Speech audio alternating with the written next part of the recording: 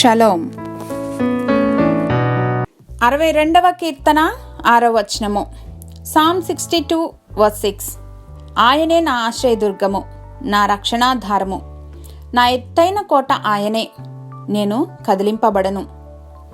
Truly he is my rock and my salvation. He is my fortress, I will not be shaken.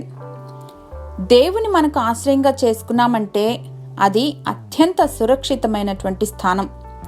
శత్రువు కన్నెత్తి చూడటానికి కూడా ధైర్యం చేయలేని స్థానం. If we believe the more we will find peace and rest in our heavenly Father's arms. ఇది నమ్మటానికి మనం గనక స్ట్రగుల్ అయ్యి నా అంతట నేనే కాపాడుకోగలను, నా జీవితాన్ని తీర్చిదిద్దుకోగలనని మొండి వైఖరి ప్రదర్శిస్తే దాని పరిణామాలు కూడా మనమే అనుభవించాలి. Living a life trying to defend ourselves can be very exhausting. బలాఢ్యులు నిన్ను చెరపట్టినా సరే పర్వాలేదు, నీతో యుద్ధము చేయు వారితో నేనే యుద్ధము చేస్తాను, భీకర్లు చెరపట్టిన వారు సహితము విడిపింపబడతారు అని దేవుడు అభయమిస్తున్నారు. The Lord himself fight for you, just stay com.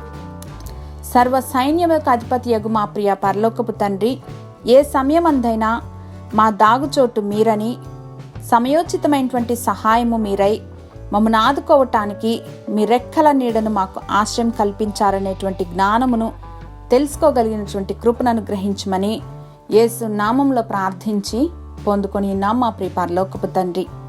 Amen.